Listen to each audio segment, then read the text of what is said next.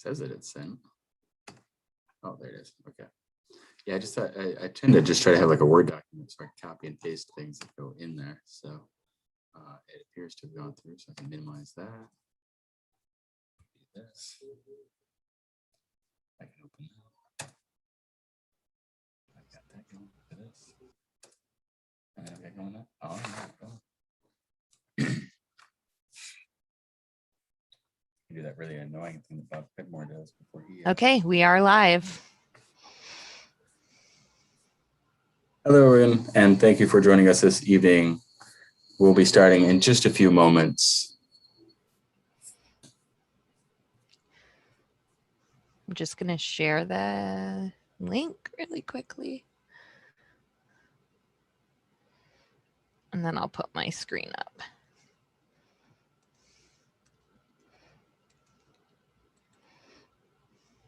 Oops.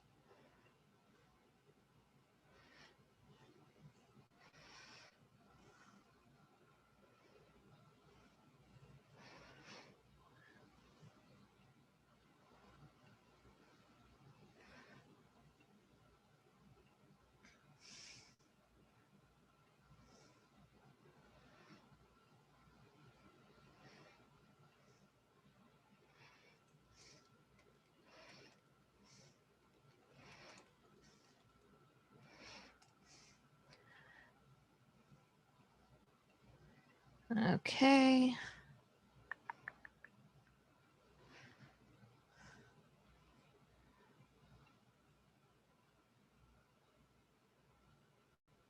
I can no longer see the screen because I'm screen sharing, so just let me know if anything's up. Absolutely will do. And thank you, everyone, for joining in. Thank you for watching. We'll get started in a few moments for this live streaming on YouTube presentation as part of a program swap between the Fulton County Historical Society and Schoharie Crossing State Historic Site. Service on the home front, rationing in World War II. We'll begin in just a few moments.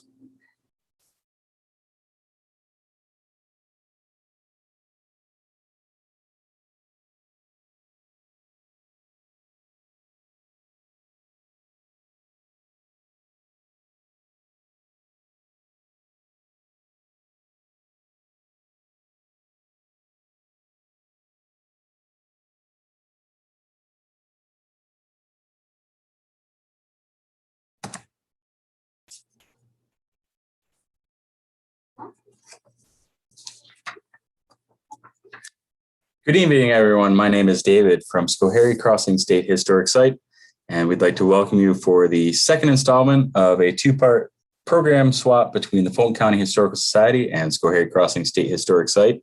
This is the tail end of our third such program swap. We've had some great programs covering a wide range of topics that can either be found on YouTube here or also over on the Fulton County Historical Society's Facebook page, and that is underneath the Fulton County Museum. So you can search that up on Facebook, and it is in the chat here on YouTube as well, if you want to check that out. Again, I'm Dave. I work over at Schoharie Crossing, which is a wonderful state historic site that interprets and preserves the history of the Erie Canal.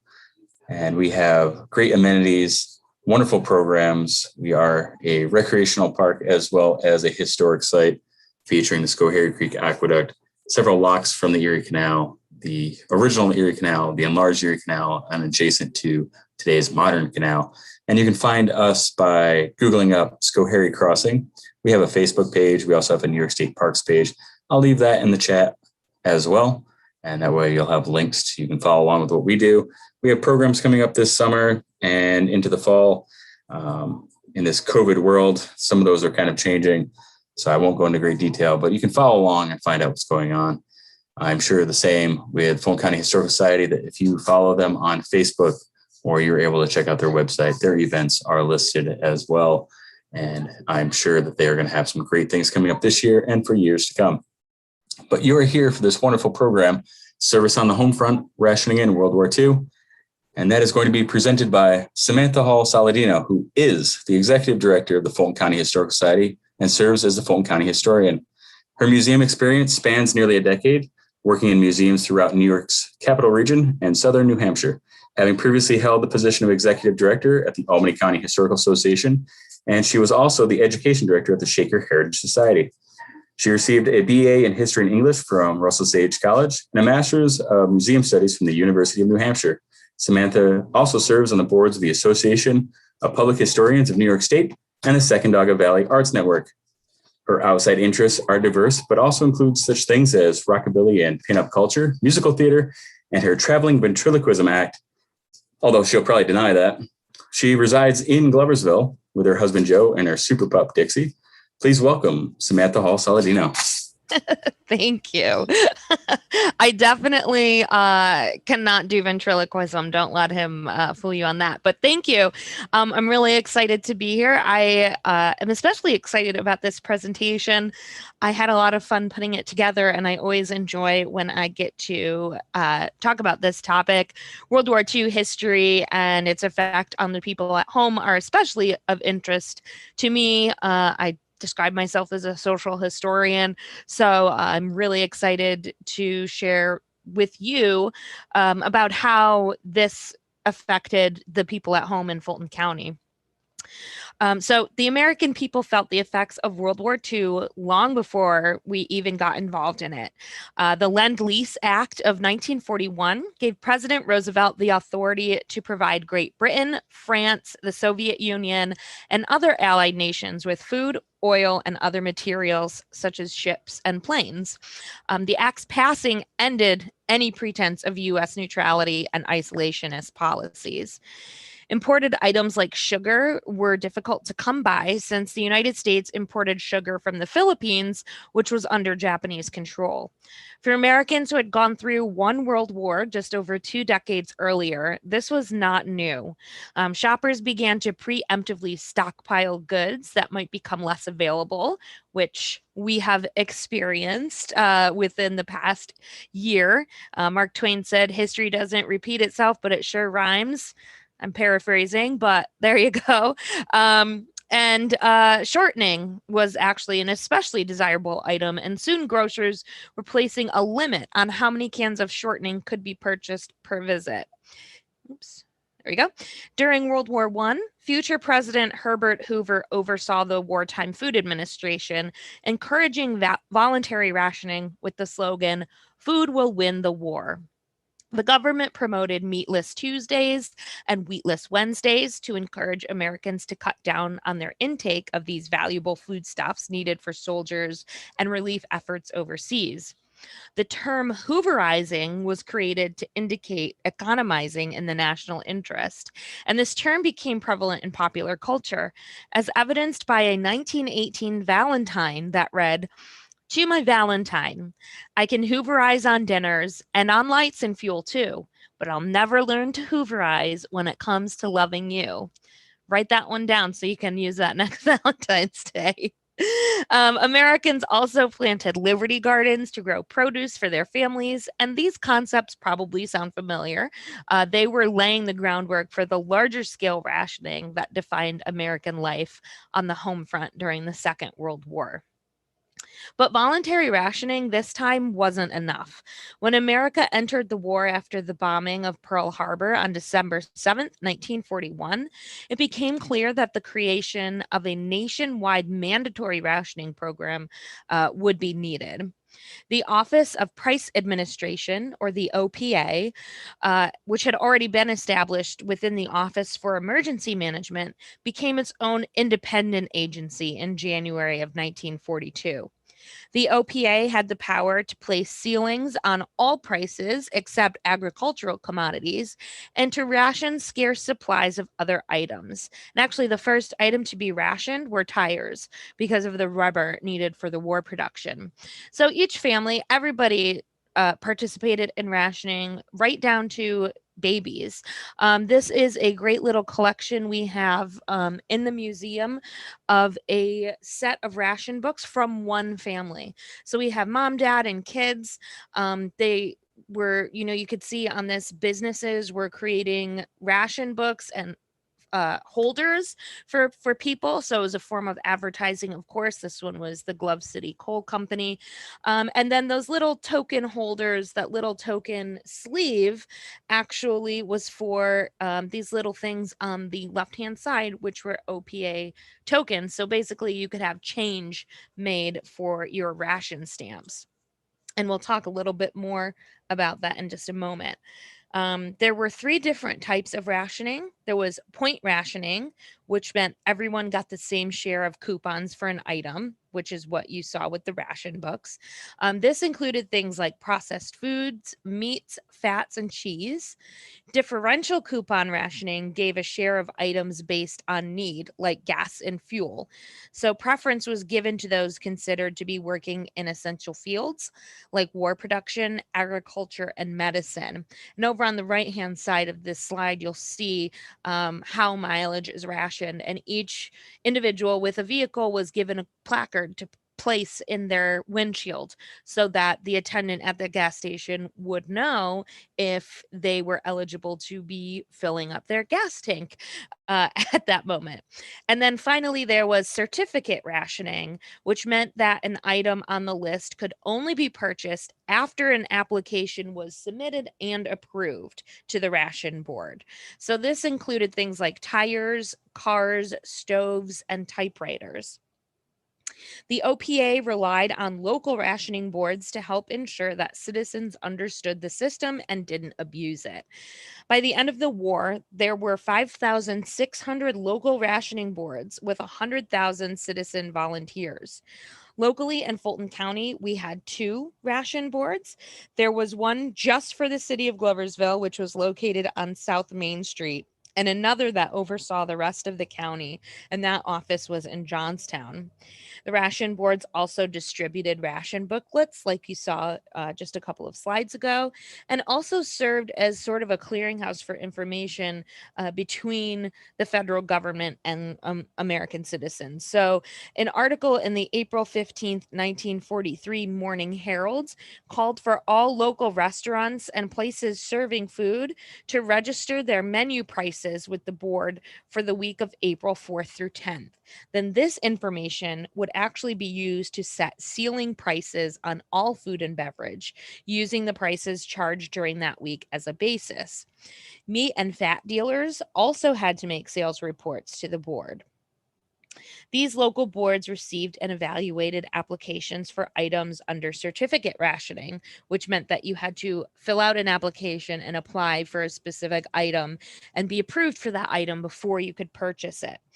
They often published lists in the local newspapers of the people who were approved for things like tires. So, for example, in 1942, the newspaper shared that Percy Flelling of Northville was issued an adult bicycle to be used on errands in connection with the restaurant business, and also for going to and from an airplane observation post. So we had several observation posts for the citizen aircraft warning service for citizen observers. So you would be trained on plane spotting, and then you would be assigned duties and shifts at these observation posts. So in our collection at the museum, we have quite a few of these armbands and also a very big collection of identification cards. Quite a few women were actually a part of this observer corps. And the cards are really interesting because you get to see, where the people were living at the time. And some of them even have ID photos on the back of them, which is really interesting. So there were quite a few folks locally doing this. And because Percy was participating in the war effort, he needed transportation to get to his shifts. So he was given a bicycle. But when we think of rationing during the war, of course, I think a lot of us think of food, and great importance was placed on food. Harkening back to Hoover's "Food will win the war" slogan, an emphasis was placed on keeping Americans healthy with nutritious food for the patriotic cause. So these are just a couple of propaganda posters that were put out during World War II, and you can see "Make the pledge, I pay no more than top legal prices," and your honestly using your ration stamps the way that they should. And rationing was meant to ensure that everybody got their fair share. It was supposed to stop panic buying and stocking up so that everyone was able to receive goods that they needed without having to worry. And health was a big issue, which we will see as we go through tonight's presentation. Eating nutritiously was a very important to the government in their efforts to encourage and promote the rationing of foodstuffs. So here we have, it's not a pyramid, it's a circle, but telling us how we should be eating, what we should be eating, because strong citizens, strong people will help win the war. Strong and healthy people will help win the war. It was seen as a part of national defense, along with war production and boots on the ground overseas. Rationing also provided reassurance to shoppers that they would have access to their share of goods and not miss out on an item because it was gone before they could get to the store. And of course, this responsibility fell to those who were already responsible for budgeting, meal planning, and shopping: women. A Defense Council publication from Jackson County, Oregon read, "Nutrition is a challenge to all the American people, but to none of them more directly than to its women. Women must mobilize on the food front because as consumers and homemakers, they hold the key position on this sector of national defense." In fact, a 1943 Gallup poll showed that 73% of women understood the confusing rationing system, while only 53% of men answered similarly. So we can see that women are the ones who are really having to work with this more often every day. And of course, the men were off overseas as well. So they were enlisted. And an example of just how confusing these changing regulations were, the local rationing board published some guidelines in a March 1943 issue of the newspaper. So imagine you're living during this time and you're trying to keep track of, your menu, your ration stamps, et cetera, et cetera. So this is March 1943. They stated that dates are not rationed if they aren't dried or dehydrated after packaging, provided they are not hermetically sealed and sterilized by heat. Frozen orange juice is rationed because it's considered a frozen fruit, not a fruit juice. And pea and bean flour are not rationed, although they're made from dried beans and peas, which are rationed. So you really had to keep on top of things to ensure that you knew what was going on. Women were assisted and encouraged in this endeavor by a different kind of propaganda: cookbooks. This was a time in our history when men and children often came home from work and school for lunch, where dinner was a family affair, and meals were expected to have multiple courses with a beautifully set table. Even though rationing made shopping and meal planning more difficult, these expectations remained the same. And not only that, but women were entering the workforce for the first time and now had to try and accomplish all of this on top of a job. So these cookbooks and magazines really assisted them in this. Ration cookbooks were published by a number of different brands and groups, but they were all very upbeat and positive. You'll see this as we go through. They were to reassure women and home cooks that they could make nutritious and delicious family meals with limited ingredients. Especially popular were recipes that offered variations, so a new dish could be created using a previous recipe to avoid staleness at the table.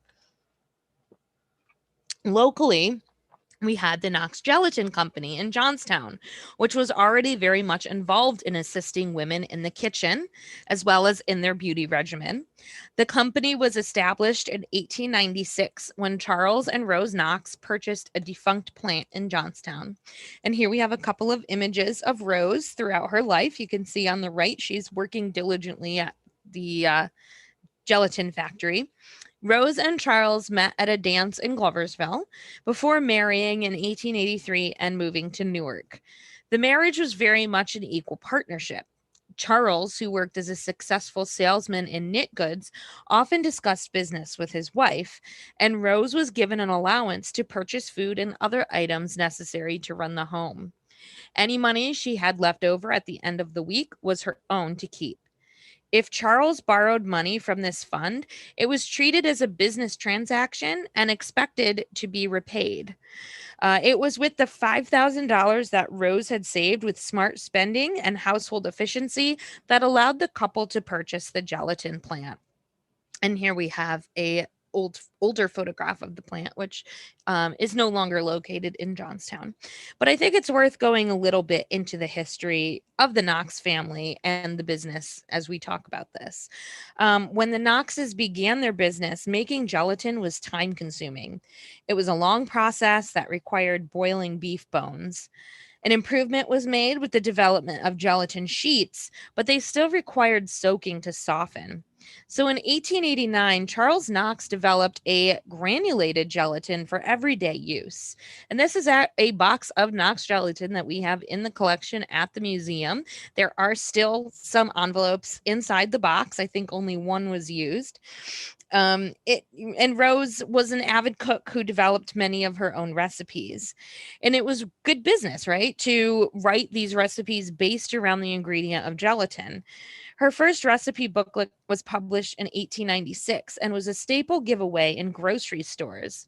Mrs. Knox says was a common phrase in their advertisements.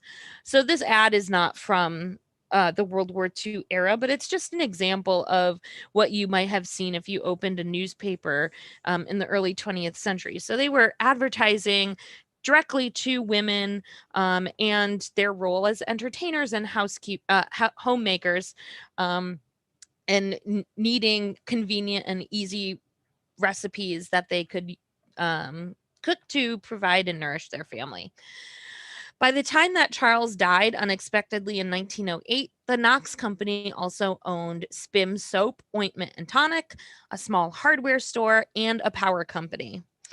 After Charles' death, it was expected that Rose would sell the business or hire a manager to run it. But out of concern for the future of her sons, she did the unthinkable, and she took her husband's place and ran it herself. On her first day on the job, she permanently closed the back entrance to the plant where female employees would enter. "We are all ladies and gentlemen working together here," she said, "and we'll all come in through the front door." Under Rose's management, a 5-day work week was implemented, and employees also received 2 weeks of paid vacation and sick leave, which was entirely uncommon for the time. Mrs. Knox didn't have to lay off a single employee during the Great Depression thanks to her smart cost cutting. In fact, the business grew at a rate of 5% per year throughout the Depression era. Under her leadership, the company's laboratory developed the first pharmaceutical gelatin, a precursor to today's gel caps, as well as a plasma extender, which was an intravenous blood plasma substitution that was used during World War II. Rose was regarded as the grand old lady of Johnstown and was generous to the citizens of Fulton County, providing donations to build the Knox Athletic Field and the library at the junior high school named in her honor. That's her standing at the gates, of course, of Knox. She attended graduation every year and gifted each graduating student a rose, a tradition that was still growing strong when I graduated from Knox in 2001 and went on to the high school. Although, of course, Rose wasn't there, every student still received a rose in her honor and her memory. She also established a home for elderly women and assisted with the restoration of Johnson Hall.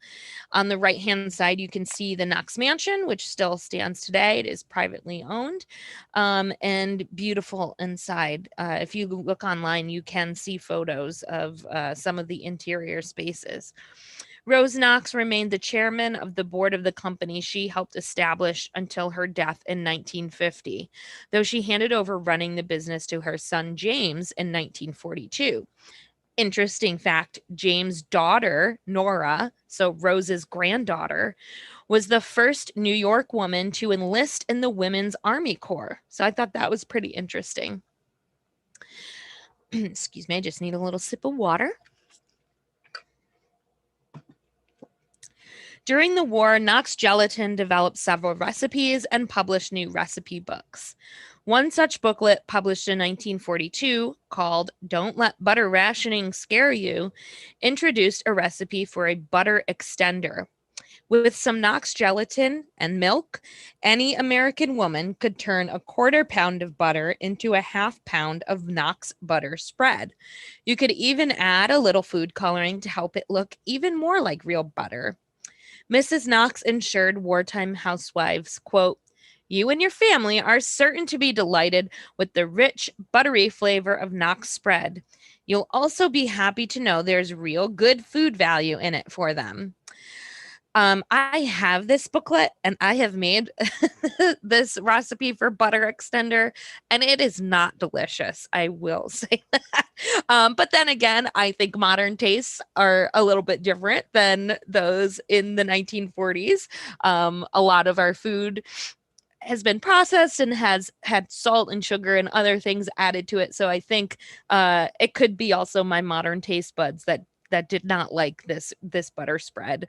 The booklet also contained recipes in which to use your Knox spread, and some of them were from the company's test kitchen and other from magazines like Good Housekeeping, quote, "who are all enthusiastic about Knox spread," Rose assured. The company published several other wartime booklets like Meatless Main Dishes and Leftover Hints, which included classics like coffee jelly and fish molds, and How to Be Easy on Your Ration Card, where you could learn to make some sponge pudding or the ever popular tomato jelly for the family. I think almost every Knox recipe booklet has tomato jelly in it, except for the butter one. The company was already touting the nutritional value of its pure protein gelatin, so it was certainly a selling point during the war when people were concerned about ensuring proper nutrition with ration goods. Knox contributes real protein value to your desserts and salads, the booklets read, and will also help stretch your ration foods. So, speaking of magazines like Good Housekeeping, this magazine, targeted at white middle class women, took its role as a trusted source in American homes very seriously. The February 1942 issue was the first to address the war. In an article titled Good Housekeeping and the War, the editors explained, "Because it is the important home magazine in America, with the largest personnel and the most extensive mechanical and laboratory facilities for studying and analyzing the foods we eat and the things families live by, Good Housekeeping organized itself on Monday, the 8th of last December, the day after Pearl Harbor, in order to carry out the peculiar responsibilities which naturally fall to it. Every item of our apparatus and every operator thereof is now at our government's command." So this is just an example of some of the things you would see in Good Housekeeping. If you take a look at the right-hand side, it is part of the table of contents, and I think some of the interesting things are, I got my first job and I still get the meals. Don't forget these meats, which we'll actually look about at in a moment. Know how to get the most coffee from a pound, rationing by points, making stockings last. So these are all things that women were thinking about as they were trying to figure out how to stretch what they had. The magazine promised to maintain a cheerful and, quote, anti-hysterical tone throughout the war, pledging all of their resources to that ultimate victory. Glimpses at the magazine's table of contents throughout the war show articles like I just mentioned, like I've got my first job and I still get the meals, which is a guide to help the newly working woman still maintain her household duties. And this is a spread that they had on the point system of rationing, so helping women understand how that worked. The rationing of meats was especially troubling for American families. This is an era where diets were heavy with red meat and pot roast on Sundays. The thought of rationing meat consumption was a daunting one. The government understood this and at first tried to promote a voluntary restriction of 2.5 pounds per week for every American over age 12. But unfortunately, this was not enough, and meat was added to the ration list by March 1943. Meat extending recipes and, quote, variety meats like liver, heart, and kidneys were promoted as substitutes. So these are some recipes for meats that maybe you don't think about so much, that you could more easily find during the war. Um, Meatless Mondays, I think, is a common concept to us in 2021. You see that a lot, I think, on online recipe blogs and things like that. But it has its roots in World War One. As I mentioned at the beginning of this presentation, I think they were Meatless Tuesdays. Meatless Mondays has a much nicer ring to it. Restaurants began creating Meatless Monday menus. Making matters worse, large meat suppliers knew that they could charge more when they were selling to the government for military needs. And so they sold less to the general consumer markets that had lower price ceilings, which made meat even more difficult to get. A black market for meat soon developed. These meat leggers, as they were nicknamed, would buy animals for slaughter, then sell the cuts of meat on the black market. No ration stamps needed. And of course, this had the very high potential to make people ill. The government tried using propaganda to curb the black market, and even popular radio shows got in on the messaging. An episode of Fibber McGee and Molly featured a storyline in which people who ate bootleg meat got sick. It also caused, interestingly enough, a soap shortage, as the byproducts of meat production were used for other reasons. So when you had people who were buying livestock and slaughtering it, they were not using the byproducts in the most efficient way that they normally would have. Americans were also encouraged to save bones, waste paper, fat, and grease for war production. So these are actually screenshots of the local newspaper and information that you could find in there. So again, Variety Meats and war menu planning. I feel like they could have come up with a better name than Variety Meats.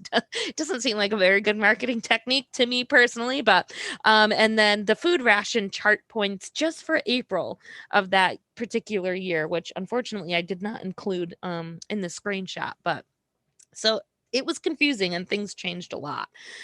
Shopping habits were forced to change. Typically, before the war, shopping would be done nearly every day or every other day, as refrigeration was still in its infancy.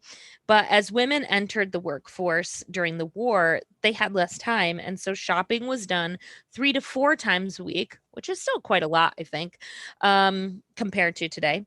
And they relied more on their refrigerator. Even with rationing, the availability of goods was inconsistent enough that shoppers had to have alternate plans ready if they couldn't find what they needed. Shoppers were plagued with long lines. Children were recruited to stand in line or look for items while mom was working or even shopping at another store. One popular item on the shelves was Kraft macaroni and cheese, which was then called Kraft dinner. I know it is still called that in Canada. I don't know if any other countries still call it Kraft dinner. Though it debuted in 1937, it became a popular offering during the war and sold 50 million boxes. And this is an advertisement, as you can see, for a Kraft dinner. Shoppers could get 2 boxes for one ration stamp, and the promise of quick preparation was a draw for working moms. I think it was only like 19 cents or something like that. But the ad opens busy ladies, so they know that women's time is even more valuable and even more limited now that they're having more responsibilities and working. Many of them were working outside of the home. As canned goods became scarcer because tin was needed for war production, gas was rationed, making transportation of goods more difficult, and farmers were filling huge government contracts to feed the military, Americans were encouraged to develop their own victory gardens and to can produce for later use. The idea of a wartime garden began in World War I with Liberty Gardens, but it was done on a much larger scale in the 40s. Eleanor Roosevelt even planted a victory garden on the White House lawn, despite protests from the Department of Agriculture. So these are just some images. This is from Good Housekeeping. I love how still, she still looks dressed up to me in her pants and her little sandals watering her garden.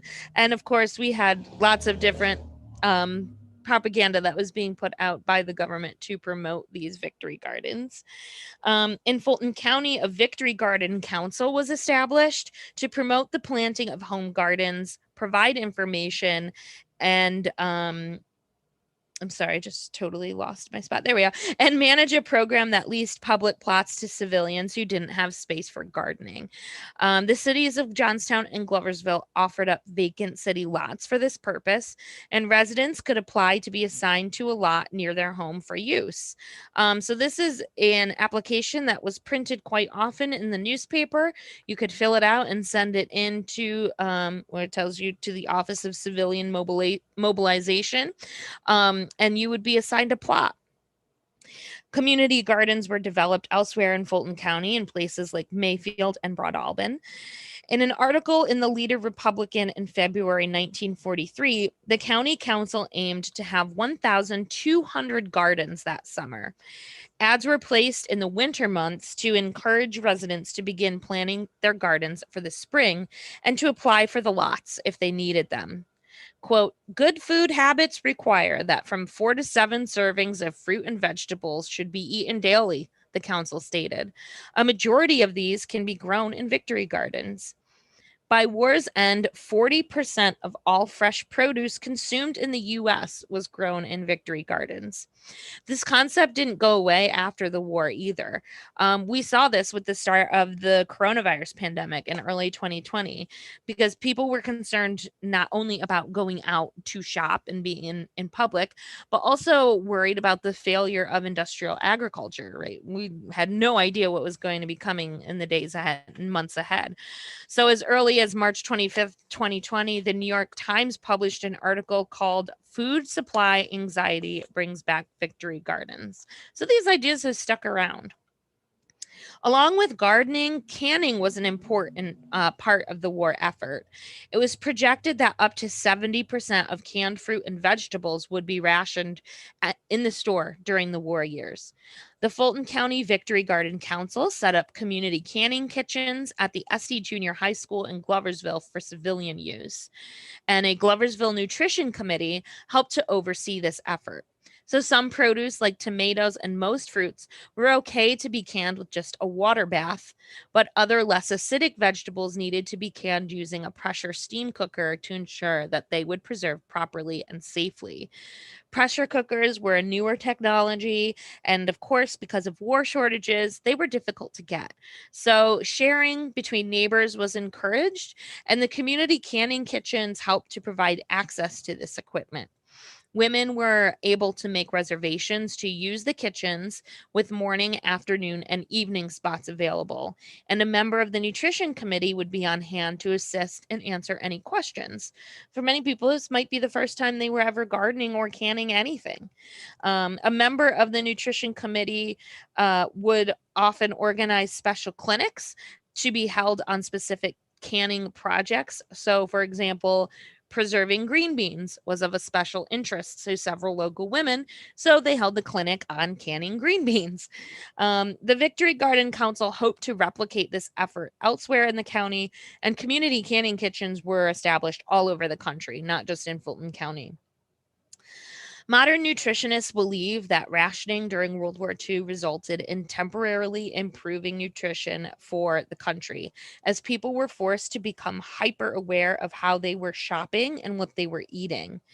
As the war ended in 1945, the government also began to end its rationing program. By the end of the year, only sugar remained on the ration list until it was removed in 1947.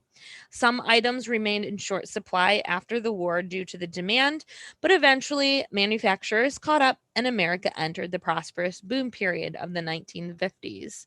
I think really, although this was a difficult time and trying for everyone, I think that we definitely had it a little bit easier than countries in Europe. There was a great show that I used to watch called Back in Time for Dinner. It was a British television show, and each week they lived in a different decade, complete with a home makeover for that decade. And they had to shop, they had groceries delivered to them, and they had to eat as the British people would have eaten during that time period. And I remember watching the episodes of the 40s and 50s, and things were rationed for so long in the UK. And I remember the day they were finally delivered bacon, and the mom cried. She was so happy to have bacon again. So it was a very difficult job, I think, for the women specifically on the home front. But if anybody has any questions, I'm going to stop sharing my screen so that I can see. Does anybody have any questions? Are there any in the YouTube chat? I can't see it. No, there's no questions yet. So if everybody that's tuning in on YouTube, if you have some questions and you can leave them in there, that would be great. So I was going to make a couple of points. I enjoy this presentation quite a bit. And one of the things is that I can seemingly relate it to Schoharie Crossing because of the adaptations during wartime of the canal. And the freight cargo, a lot of it coming out of the Midwest, transportation of goods and cargo being supplies to go to Europe, everything from produce and grains, but also war materials. And in particular, it's noted the barge canal was quite successful in transporting large quantities of oil to be able to go to down into New York City and get into the naval yards along the coast to fuel the war effort and also be shipped overseas. So that was a major contributor of the modern version of the canal, the barge canal, one that's still in operation today. So interesting. I did not know that. Makes sense, but yeah. And there was protections put us in the locks, and just like in World War I, there was concern about sabotage, and even going back to the Civil War, actually concerns about sabotage, but there was military personnel along the canal to ensure that wouldn't happen. Well, that would be an interesting presentation. Right. Yeah. Hint. We'll keep that in the works. Yeah. Okay. So there's a question coming through, not just pertaining to the rationing, but in particular if there were food stamps during the war for those that were unable to. I'm presuming the question is for those that couldn't afford food otherwise. So not just rationing, but providing food for those that couldn't afford it. Yeah, that's a good question, and actually not one that I considered, unfortunately, while I was doing this presentation. I think it's certainly worthwhile to look into that, and I actually may write a follow-up blog post on that. That's an interesting question. Yeah, I don't know. And is that blog available on the Fulton County Historical Society.org website? It is. Very good. And so we'll look forward to that follow-up. Yeah. And perhaps if you were to give this presentation again at a later date, somewhere else in the universe, that might be included. Yeah, that's a great question. And so I made a few other little notes here, and I'm glad that you had brought up like the cookbooks and stuff, because I remember having, for a short time, slightly inherited an Ida Bally Cooking for Victory cookbook that had several great recipes as well. And just kind of seeing the difference in how a recipe is formatted as well. But, some different tastes of the era. Yeah. I mean, looking up different recipes, it was much harder to find online ration recipes from the US than it was from England. So it shows how much more rationing was done in England than the United States. I mean, obviously we had the cookbooks and things like that, but every time I tried to find, a recipe or a blog of somebody trying these recipes, they were based in England. So somebody, not me, should do a project where they make some recipes and write and do maybe a blog or a video about that from the American perspective. Absolutely. And obviously the rationing or the recipes of Europe, much more embroiled in the war at the time. Right.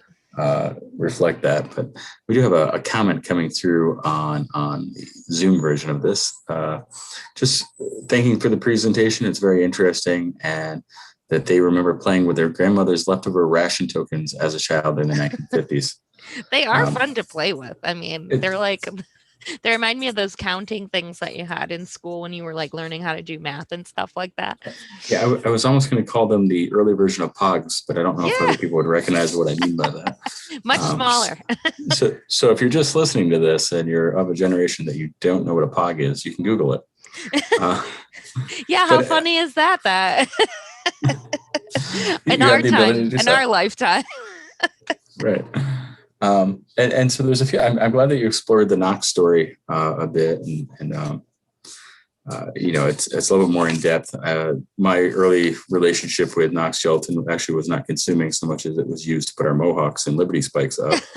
But I did appreciate, and at some point, I wrote down from the ad that you had on there a little bit later than World War II is the nut frappe recipe that sounded pretty good.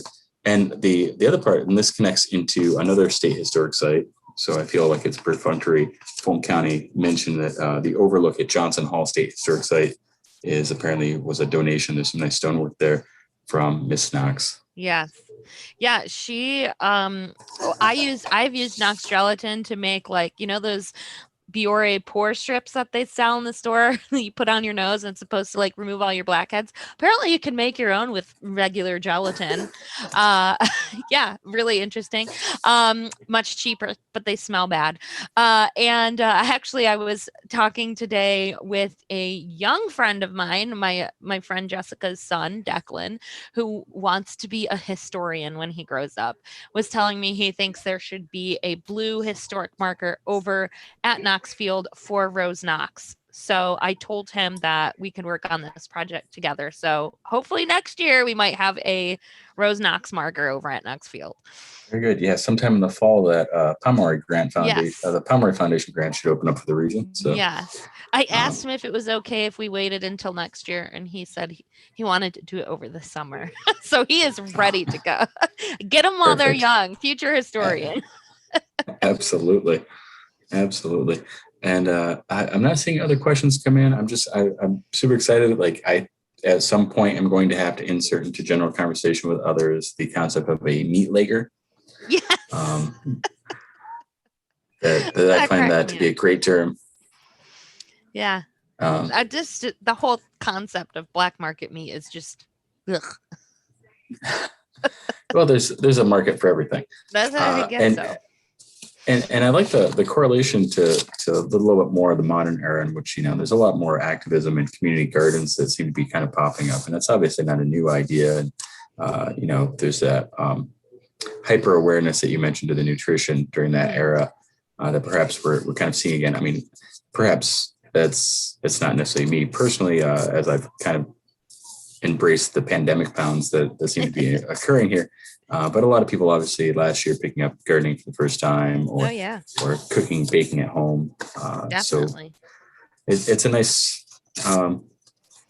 parallel to the past. What we're living through today may not be a world war, but it is sort of a global conflict against the pandemic. So I like that you were able to put that in there seemingly without much of a